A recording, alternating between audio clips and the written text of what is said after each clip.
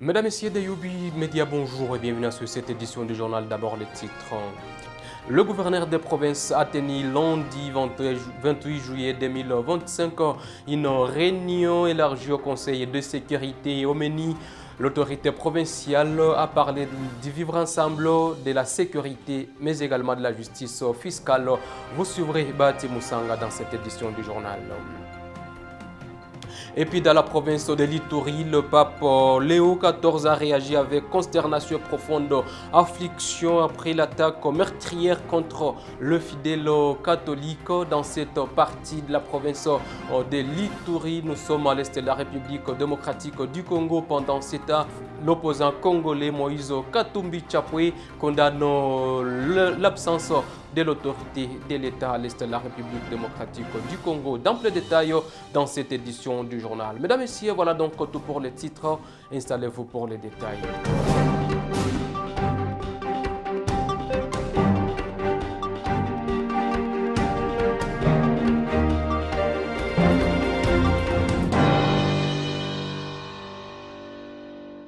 Mesdames et messieurs, bienvenue dans cette édition du journal. Le gouverneur des provinces du Nord Kivu, Bati Moussanga Erasto, a présidé lundi 28 juillet 2025 une réunion élargie du Conseil de sécurité. Lors de cette réunion, le gouverneur des provinces a parlé du vivre ensemble, de la sécurité et de la justice fiscale. Bati Moussanga Erasto a également remercié les motos-taxis qui se sont impliqués pour la sécurité de toute la ville de Goma. Je vous propose de le suivre dans cette édition du journal.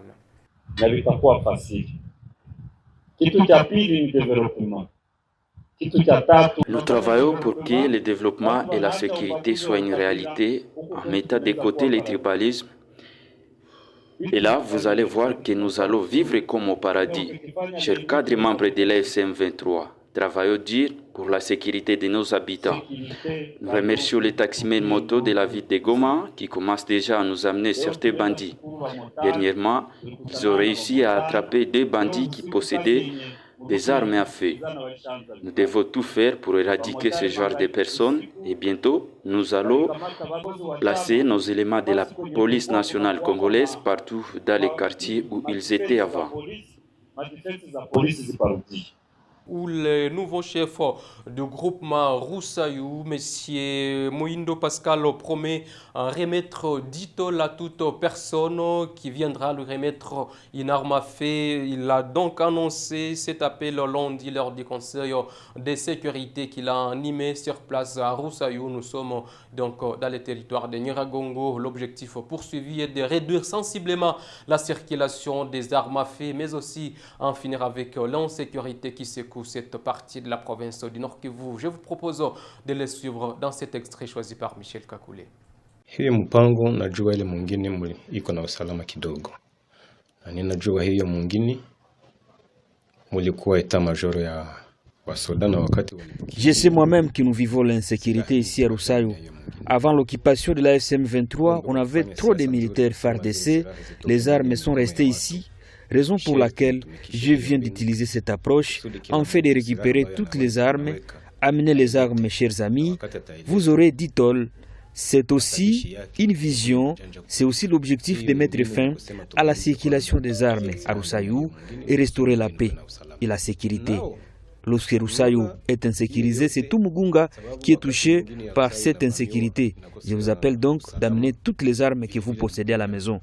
La carence d'eau est un problème majeur aussi ici à Roussayou. La population a longtemps souffert. Ceux qui nous ont précédés n'ont pas réussi à mener ces projets. Moi, je vais m'y impliquer en fait d'approvisionner la population en eau potable. Roussayou est enclavé. Tu l'as constaté toi-même. Les gens ne veulent pas construire leurs parcelles. Nous ne voulons pas cette forêt.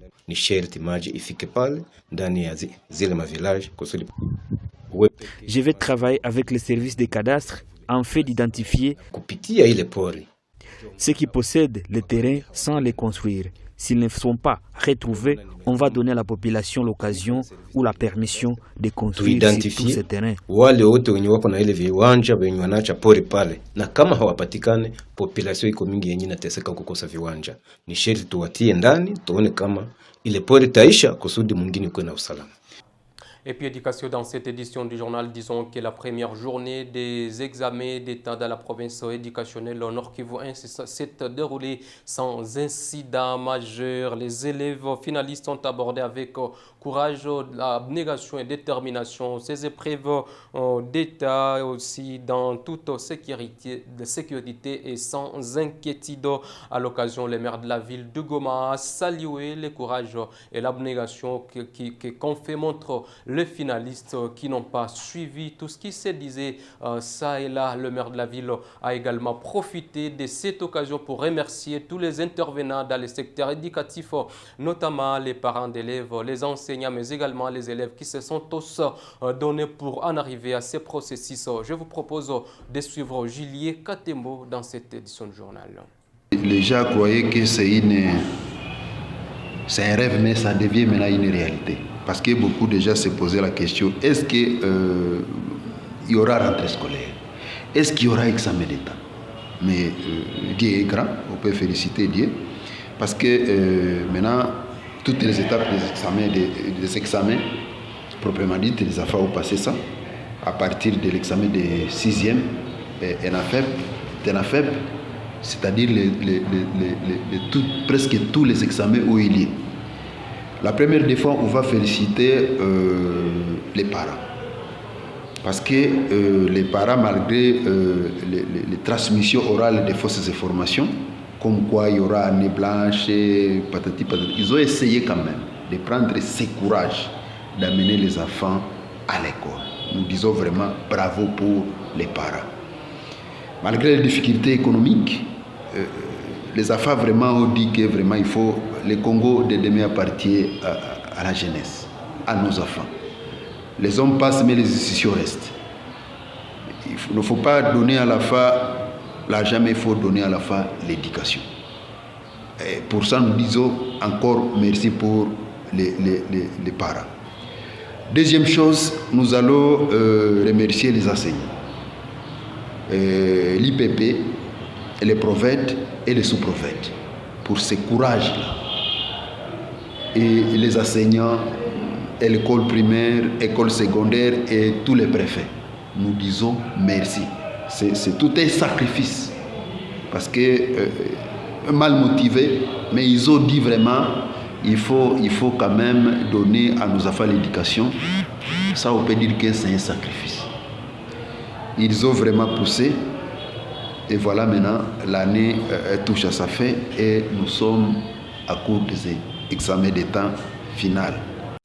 Et puis on poursuit cette édition du journal avec des dizaines de maisons qui ont été calcinées la nuit aux environs des heures du matin à Balindou, à la limite entre la commune de Karissimbi et le territoire de Nyiragongo. Des témoignages recueillis sur place indiquent qu'il s'agit en majorité des boutiques qui ont pris cet incendie, indique qu'aucune perte en vie humaine n'a été signalée. Les mêmes témoignages indiquent que le fait aurait été provoqué par des voleurs qui ont d'abord tiré des balles avant de mettre le feu sur ces maisons commerciales. Je vous propose de suivre ces témoignages recueillis sur place.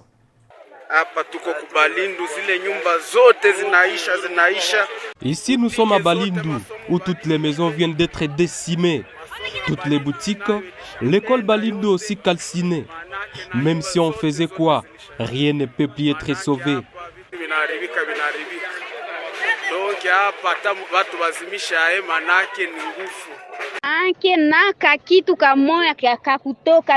Vraiment rien n'a été sauvé. Même une cuillère, car il y a eu d'abord crépitement des balles et les gens sont venus pendant que tout était déjà calciné. Rien n'a été sauvé.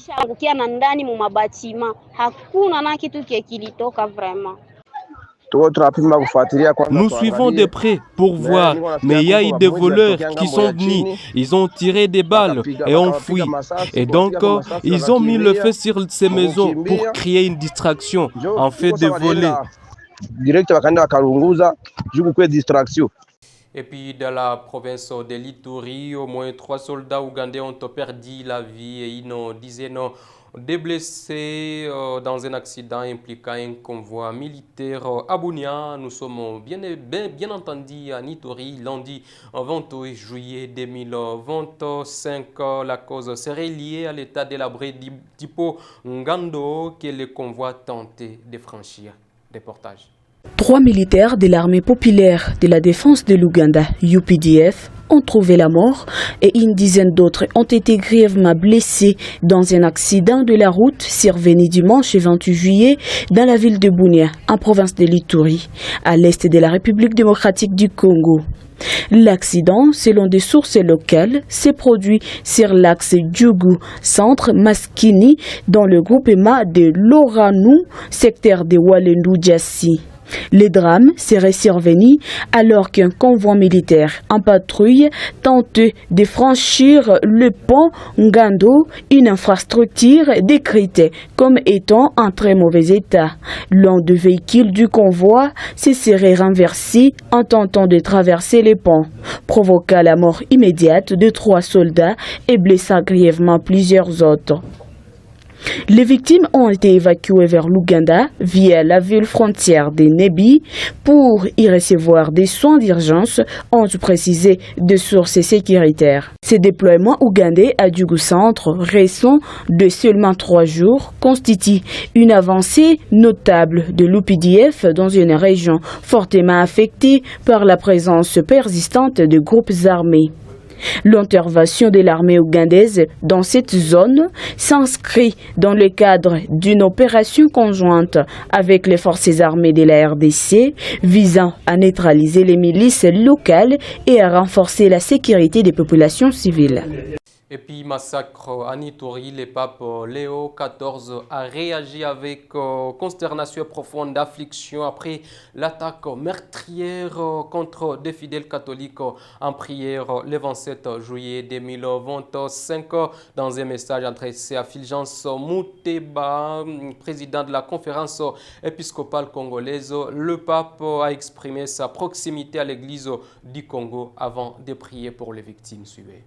Tous les 24 fidèles catholiques ont perdu la vie lors de l'attaque sanglante survenue la veille dans cette localité.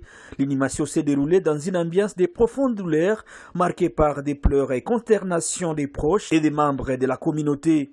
Ce même lundi, le pape Léon XIV s'est dit consterné au lendemain de l'attaque meurtrière des islamistes EDF et en fait au moins 43 morts, parmi lesquels des fidèles catholiques à Komanda, agglomération située à 75 km au sud de Bunia, en Ituri.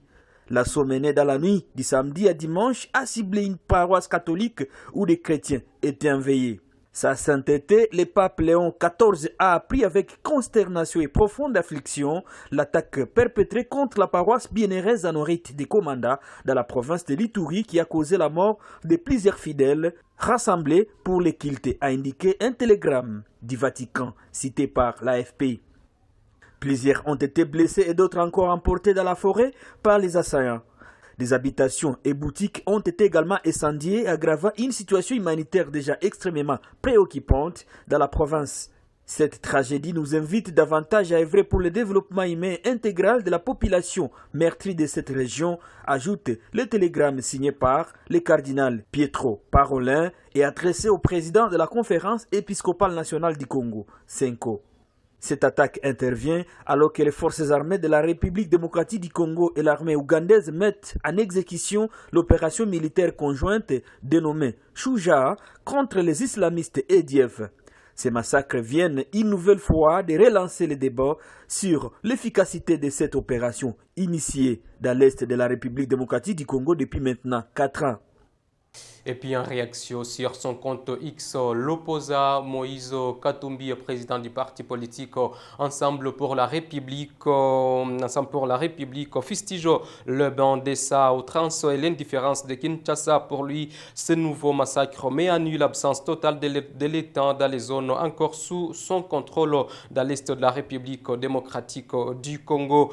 Il a écrit, je cite, « Le sang a trop coulé dans l'indifférence totale du régime de Kinshasa Cet état de choses n'a-t-il pas été déploré par les autorités provinciales de l'Ituri Yapé? Il est temps donc de mettre fin aux atrocités et de rétablir l'autorité de l'État dans cette partie de la République démocratique du Congo. Ces massacres révèlent une fois de plus l'absence totale du pouvoir de Kinshasa dans l'espace sous son contrôle, notamment dans la partie orientale de la République démocratique du Congo, a écrit Moïse Katumbi Chapwe. Mesdames et messieurs, voilà donc ce qui vient mettre un terme à cette édition du journal. Grand merci à vous tous de nous avoir regardés de partout. Retenez que l'actualité en continue sur toutes les plateformes de UB Media. Abonnez-vous pour ne rien rater. Au revoir.